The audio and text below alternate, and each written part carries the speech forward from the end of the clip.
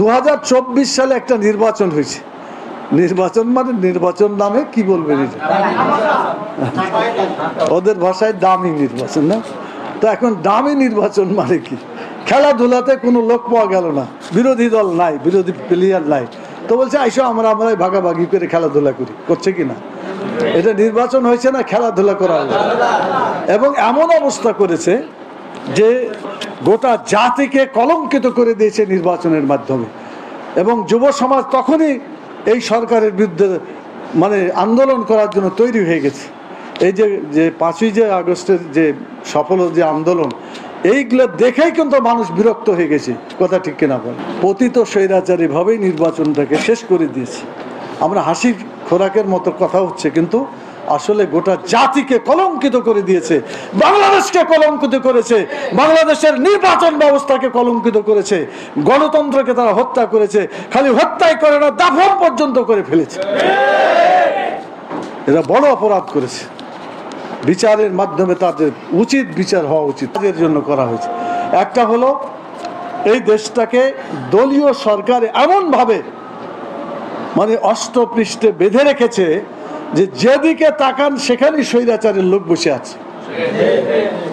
জালেমের বড় নেতা, ছোট নেতা, মাঝারি নেতা, সব নেতা এখানে বসে আছে। ঠিক কিনা বলে? এখন এদেরকে রেখে নির্বাচন দিলে কি নির্বাচন ঠিক হবে?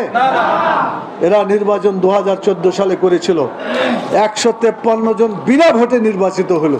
তাহলে বলেন ভোট করার দরকার আছে? সরকার গঠনের জন্য কয়টা লাগে এমপি? 151। আর বিনা ভোটে কত হলো? তাহলে আর নির্বাচন কি দরকার?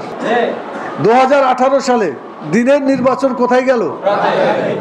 বিদেশি এক কূটনীতিক বলল যে আমরা তো জীবনে শুনেই আসছি নির্বাচন দিনেই হয়, কোথাও রাত্রে নির্বাচন হয়। বাংলাদেশে এসে শুনলাম, আমার জীবনের এই প্রথম শোনা নির্বাচনের। তো বাংলাদেশকে কলঙ্কিত করে দিয়েছে গণতন্ত্রের নামে, নির্বাচনের নামে বাংলাদেশকে গোটা বিশ্বের কাছে ছোট করে দিয়েছে পতিত স্বৈরাচার।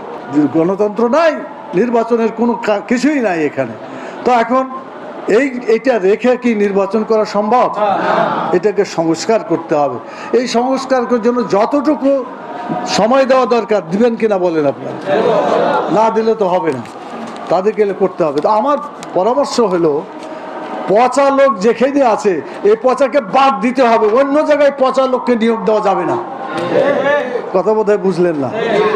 এক জায়গায় আছে, ওই ট্রান্সফার করে অন্য জায়গায় দিয়ে দেবে। এটা কি কোনো সংস্কার হলো? এটা সংস্কার হলো? এটা সংস্কারে কিচ্ছু হলো, ও তো আরেক জায়গায় পচানো শুরু করলো।